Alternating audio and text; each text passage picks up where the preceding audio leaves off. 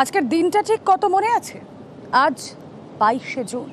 ঠিক দু মাস আগে 22শে এপ্রিল ঘটে যায় পেহেলগাঁওয়ে নৃশংস ঘটনা, জঙ্গি হামলা, যেখানে 26 জন পর্যটকের প্রাণ যায়। আর ঠিক দু মাসের মাথায় পেহেলগাঁওয়ে দুই জঙ্গি সঙ্গী গ্রেফতার।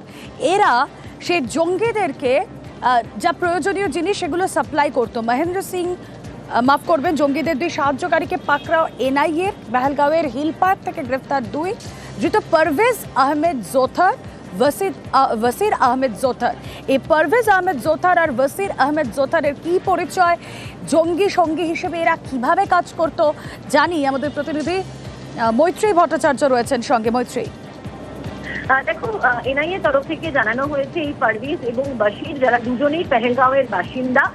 পারভেজ আহমেদ জোথার যে ভাটকোটের বাসিন্দা এবং পেহেলগাঁওয়ের একেবারে হিল পার্ক এলাকার বাসিন্দা হচ্ছে বাশির আহমেদ জোথার।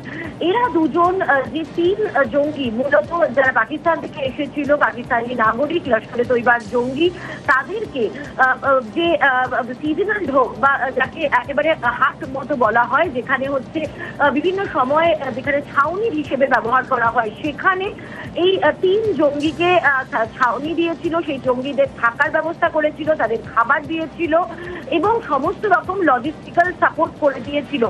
যারা তারপরে 22শে এপ্রিল পেহেলগাঁওয়ে ঢুকে পেহেলগাঁওয়ের নৃশংস হত্যাকাণ্ড চালিয়েছিল।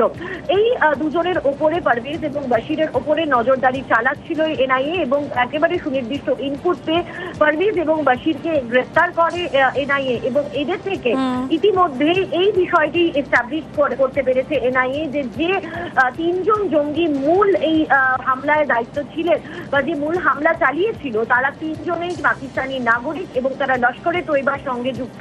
ফলে ভারতের তরফ থেকে এতদিন পর্যন্ত যে ক্লেম করা হচ্ছিল, সেই ক্লেমকে সাবস্টেনশিয়েট করার জন্য যে তথ্য প্রমাণ, সেটা কিন্তু এবার এনআইএ উঠে আসলো। এই পারভেজ এবং বাশির, যারা দুজন জঙ্গিদের সাহায্যকারী হিসেবে কাজ করেছে এই পেহেলগাঁও হামলার সময়, সেই দুই জঙ্গি সাহায্যকারীকে তারা গ্রেফতার করতে পেরেছে।